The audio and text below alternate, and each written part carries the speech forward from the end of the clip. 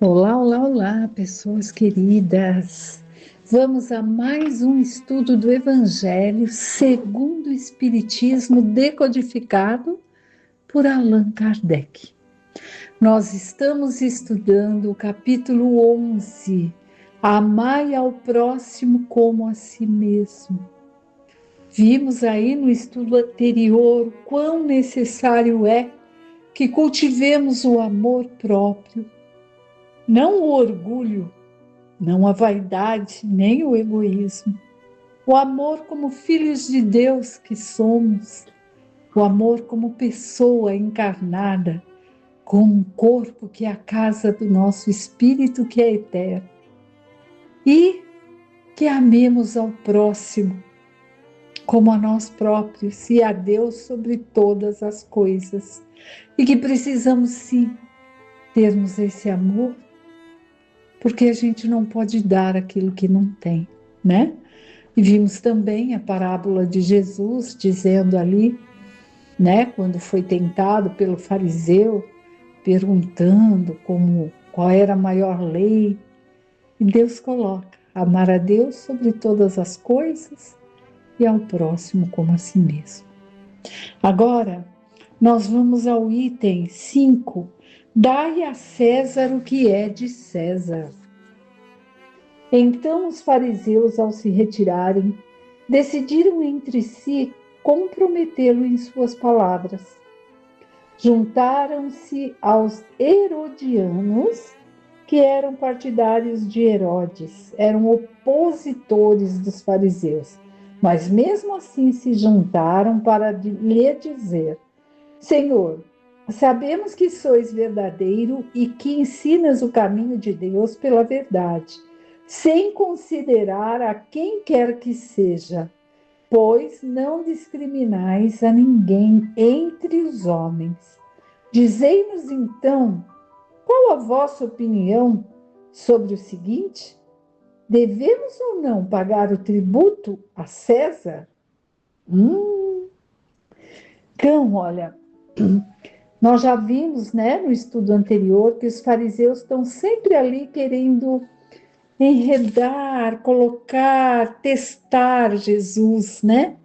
Estão ali querendo pegá-lo de alguma forma para ver o que será que ele vai responder. Aqui também está perguntando, né? O que você acha sobre pagar impostos, né? Tributo é um imposto.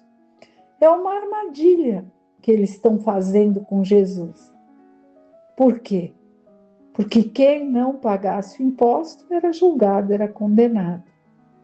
E se ele fala que é para pagar o imposto, sim, então o povo ia falar: nossa, mas Jesus está dizendo isso? Mas Jesus, conhecendo sua malícia, lhes disse: hipócritas, por que quereis me tentar? Mostrai-me a moeda exigida para o tributo. Fala assim: por que estão querendo me tentar? Me mostra aí qual é a moeda que está em uso corrente, que César exige para que pague esse tributo. Então, tendo eles mostrado a moeda, disse-lhe Jesus: de quem é esta imagem e esta inscrição? Que é na moedinha. Hoje em dia é difícil, né, ter moeda, gente. A gente usa mais cartão, mas ainda existe moeda.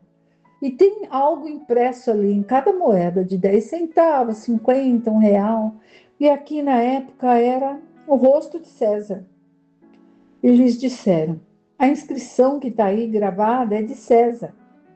Então Jesus respondeu: dai a César o que é de César, e a Deus o que é de Deus. Ao ouvirem isso, admiraram-se com sua resposta e, deixando, se retiraram. Mateus capítulo 22, versículo de 15 a 22, e Marcos, do capítulo 12, versículo de 13 a 17. Olhem a sabedoria de Jesus. Ele percebeu que ali havia uma armadilha e ele usa toda a sabedoria para responder aos fariseus. Os fariseus eram muito inteligentes e queriam, de alguma forma, né, eles eram os doutores da lei, ir buscando ali para pegar Jesus numa resposta que o pusesse, né, ou contra César ou contra o povo. Mas Jesus pegou aquela moeda e a imagem impressa era de César. E ele disse: ué, a imagem não é de César? Então, dai a César o que é de César, e a Deus o que é de Deus. E por que ele fala a Deus o que é de Deus?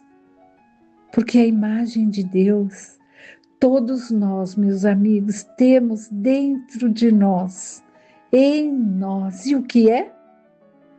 É a centelha divina. Desde que fomos criados lá no princípio da evolução, a centelha divina. Então, dai a César o que é de César e a Deus o que é de Deus.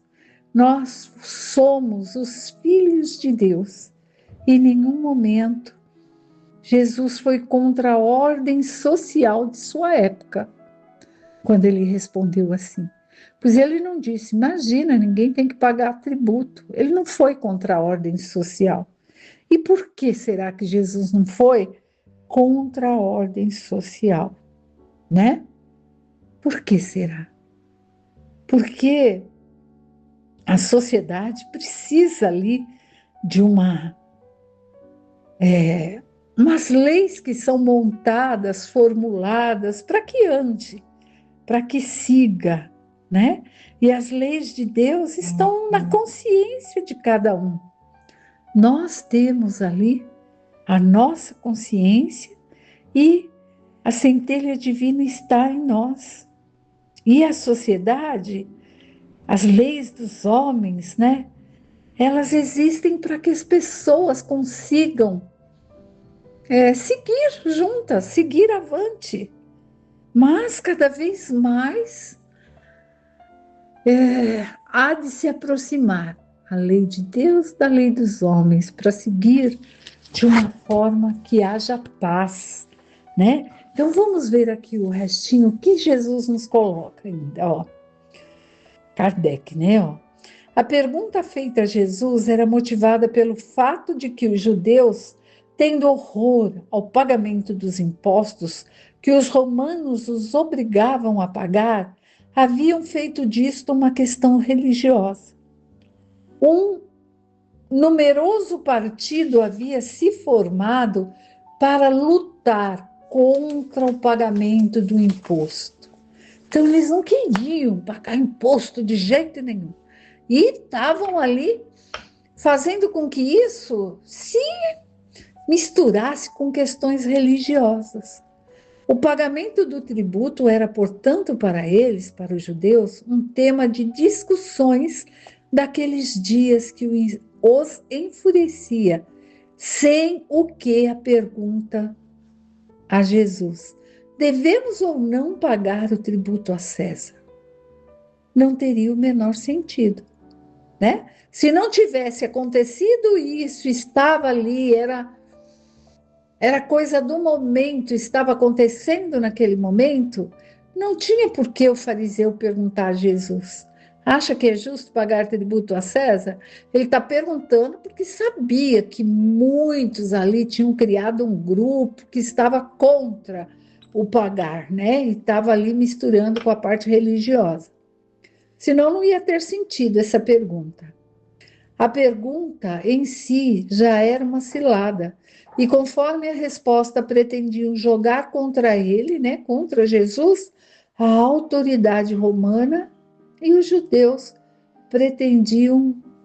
e os judeus discordantes. Então, os fariseus, quando perguntaram, olha a artimanha dos fariseus, falou, ó, ou ele vai ficar contra a autoridade romana, ou ele vai ficar contra os judeus. Mas Jesus, conhecendo sua malícia, contornou a dificuldade, dando-lhes uma lição de justiça, mandando que se dê a cada um o que se lhe deve. Este ensinamento, dai a César o que é de César, não deve ser entendido de uma maneira ilimitada e indiscutível. Neste, como em todos os ensinamentos de Jesus, há um princípio geral resumido sob forma prática e usual, extraído de uma situação particular. Esse princípio é consequente daquele que nos diz: devemos agir para com os outros como gostaríamos de que eles agissem para conosco. Ele condena todo prejuízo material e moral que se possa causar ao próximo e toda violação dos seus interesses, determinando que se respeitem os direitos de cada um, como cada um deseja que se respeitem os seus. Novamente, meus amigos, que se respeite o direito de cada um, como cada um quer que se respeite os seus. Se eu quero ser respeitada, eu respeito o outro. Este princípio estende-se ao cumprimento dos deveres em relação à família, à sociedade, à autoridade, bem como a todos os indivíduos. Nós somos responsáveis pelos nossos atos. É isso. Então, tudo ali tem que ser pensado, tudo tem que ser visto. Estou prejudicando alguém? Estou respeitando? Às vezes a lei muda de cidade para cidade, né? Uma coisa que pode numa cidade, coisas simples que não afetem a pessoa humana, nem moralmente, nem materialmente, mas em outro lugar já não é assim. Então, há que se ter sempre, né, esse respeito, ó, que se respeitem os direitos de cada um, como cada um deseja que se respeitem os seus direitos. E é isso, por hoje nós ficamos por aqui com mais um pedacinho do Evangelho segundo o Espiritismo. Dai a César o que é de César e a Deus o que é de Deus. Para que também não nos esqueçamos de amar ao próximo como a si próprio, para que possamos amar ao próximo, né? Fiquem com Deus, tenham dias cheios de luz e de paz. Que assim seja.